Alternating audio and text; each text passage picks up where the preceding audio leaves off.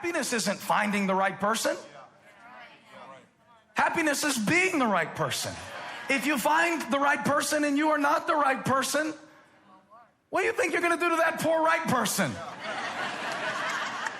Now, I'm not suggesting, please, I'm not suggesting that if you're not married or something like that, it's because you're not ready yet. Because all we have to do to disprove that stupid theory is to look at some of the people who are married.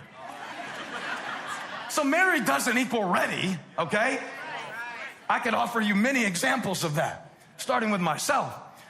But what I am saying is that it is important to God. It's just important to God that you have the right people in your life. But the only way you're going to have the right people in your life is if you will be the right person in your heart. That's the only way that's the only way you're even going to attract them to begin with, and that's the only thing you can control. I can always control whether this person comes into my life, but I can control the kind of person that I am. You know how you have little memories from your childhood that are so random that you wonder how they're still up there from all these years, and you kind of wish you could delete them because honestly you need that space for more important things like your children's names and stuff that you forget sometimes. But I had a memory, I don't know why. I remember in 6th grade they gave us the Berkeley County writing test. I remember the prompt of the Berkeley County writing test when I was in the 6th grade, almost word for word. Pretend that you are on an adventure, or they called it a journey with your friends. And on this adventure or journey, you come across a valuable, unusual object. Describe the object. A couple weeks later, the teacher walked in with all of our writing tests and made an announcement. She said, I've never had this happen before in however many years of teaching, but every single one of you failed the Berkeley County writing test. We laughed. She said, it's not a joke. She said, you wrote beautiful essays. You went into great detail, elaborating on the journey with your friends, but that was not the writing prompt. The writing prompt was not to describe the journey. The writing prompt was to describe the object. All of you wrote essays about walking through the woods with your friends. Some of you traveled across the seas with your friends. Some of you flew through space with your friends. It was highly entertaining, but none of you described the object. The object of relationship, the object of love is not that somebody else would complete you. I'm sorry, Renee Zellweger, but you got it wrong. Your line was touching. It just wasn't true. Jerry didn't complete you. Touch your neighbor, say, you can't complete me.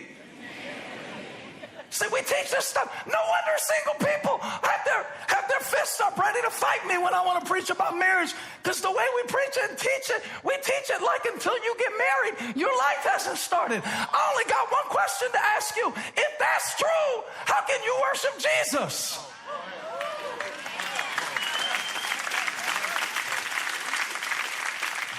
We worship a guy who stayed single till they killed him.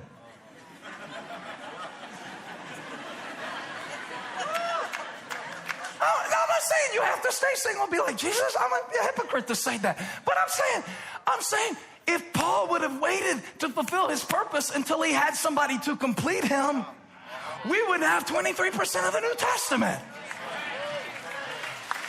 And we teach it wrong. We teach it wrong. I've taught it wrong. We teach it wrong. In the book of Genesis, God's describing marriage. He's talking about Adam and Eve, and he says that, the man shall leave his father and mother and go be with his wife. And it says that the two will become one. Let me tell you what it doesn't say. It doesn't say the halves will become whole. But yet we teach it and we treat it and we expect it like the halves are going to become whole. But I found out if you go into a marriage half, the two halves are going to make hell, not whole. Let me show you what the devil wants to do in your relationship, because God said that the two shall become one. This is exactly what the enemy wants. So every battle you're going to fight, every argument about the dishes, really, it's the enemy's agenda is destruction. And so his strategy is division. And the enemy, I don't know if you believe in the devil or not, but the enemy, Stephanie's not going to be happy until he sees you like this. And what I just showed you, the Bible says that marriage is even a picture of Christ and the church. So what he wants to do to them, he wants to do to this whole church. And what he wants to do to them, he wants to do to you and your teenager what he wants to does them. And so his agenda is destruction. He comes to kill, steal, and destroy. His strategy is division. And here's his tactic, and this is the part I want to preach about. And I appreciate you helping me because you guys are going to help me preach this sermon today. His tactic is offense.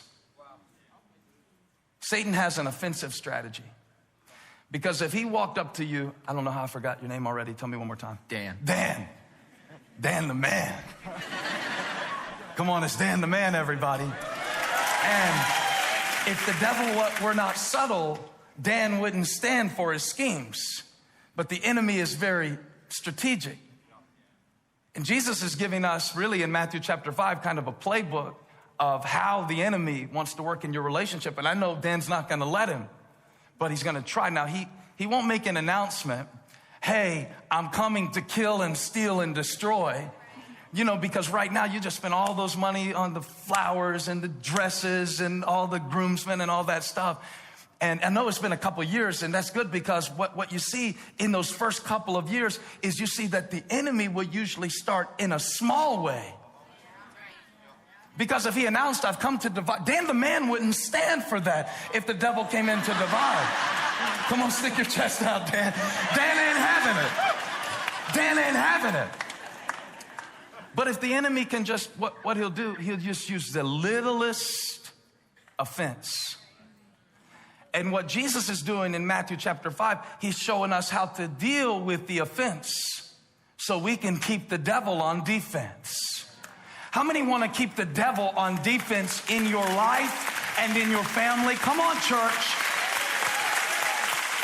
So, you guys, if you sit back down, I'll bring you back in a minute, but I don't want you to have to stay up here the whole time. But just stay ready, okay? Okay. All right, we're going to come back to here. Last week when I was preaching, I don't know if you remembered, how many of you were here last week? Make some noise.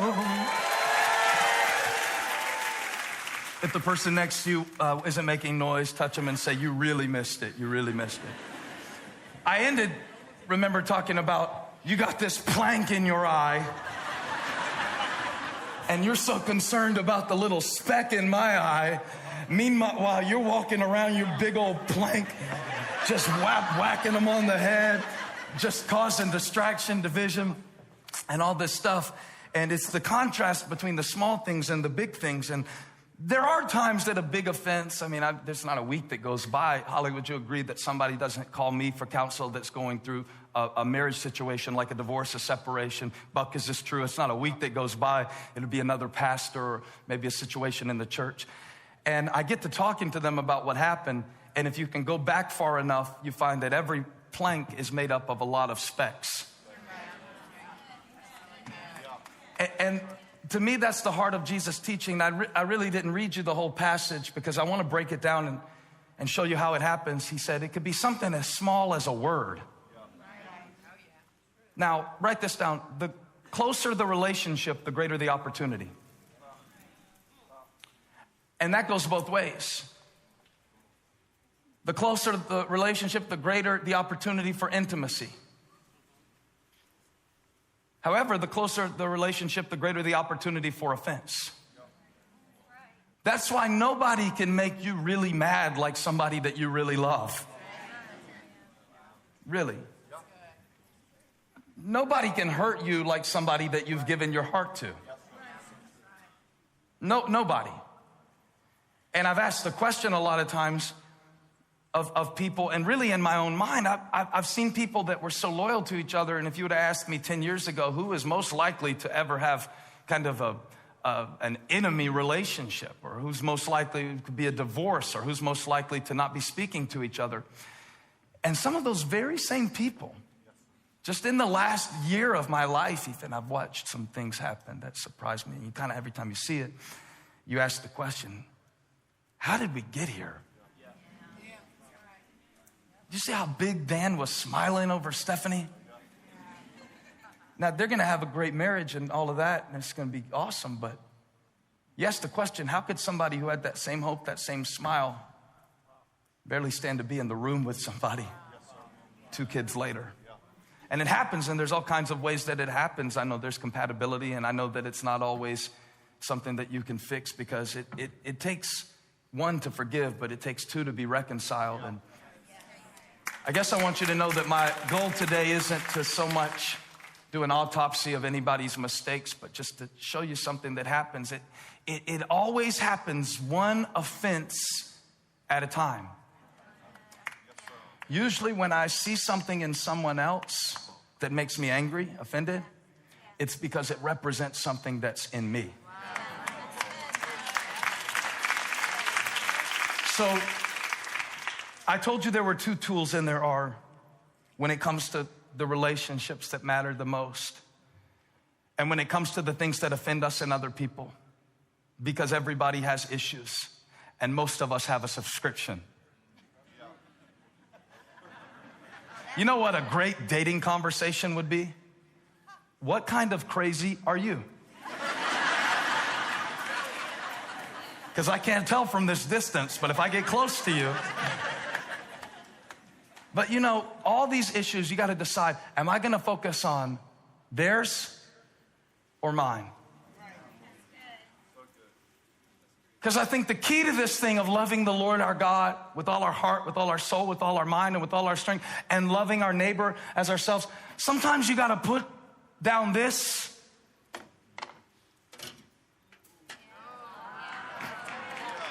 and pick up this and just ask God, so Lord, what is it that you're trying to teach me? Or what is it that I can change? Because I tried changing Charlie and Charlie won't change. So here I am, Lord. And in the words of the King of Pop, if you want to make the world a better place, where are you going to start? Sometimes you've got to start with your own self. And God says, you can't even help the people that you love when you're infected with the very issue that you're trying to solve. So it's love the Lord your God. That's one half. But it's also love your neighbor as yourself. That's the other half. You can't have this half right and not have this half right. You can't treat people like garbage and worship God at the same time. You can't get this right though until you get this right. You can't treat people well if you don't know God loves you, and you can't love God until you have received his love freely. God has given us another way to deal with offense. If only we could find an example of somebody who had every right to be offended, of somebody who had every right to hold it against us, of somebody who had every right to stand at a distance, but opened his arms and said,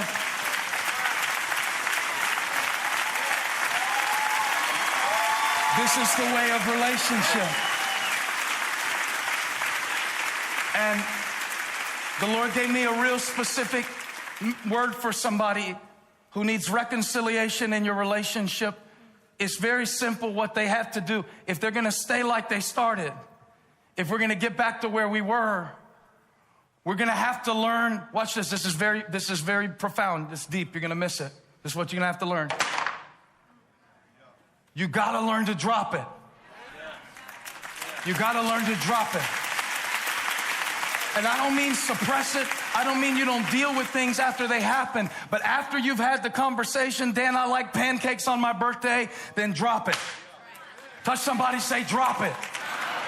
I mean the moment the offense, because you can't always control what's handed to you, but you can control what you do with it. So what are you going to do with the offense?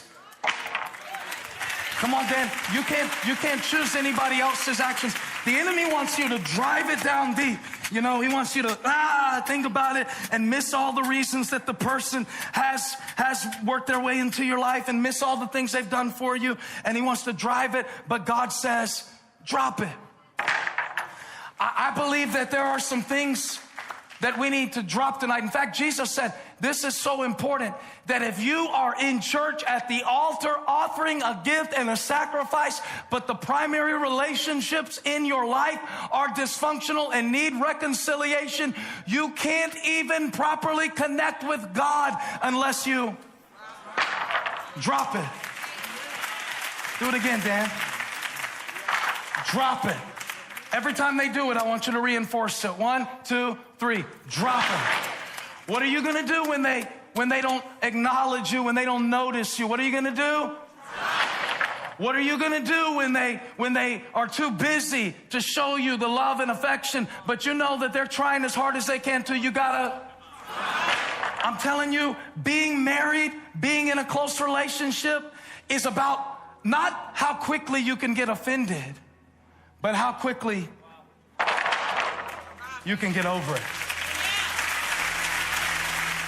Hey, thanks for stopping by my YouTube channel. I hope you were blessed today. If you were, share this with somebody. Like and subscribe and leave me a comment. Let me know where you're watching from, what we can pray for you about. Hope to see you back here again really soon.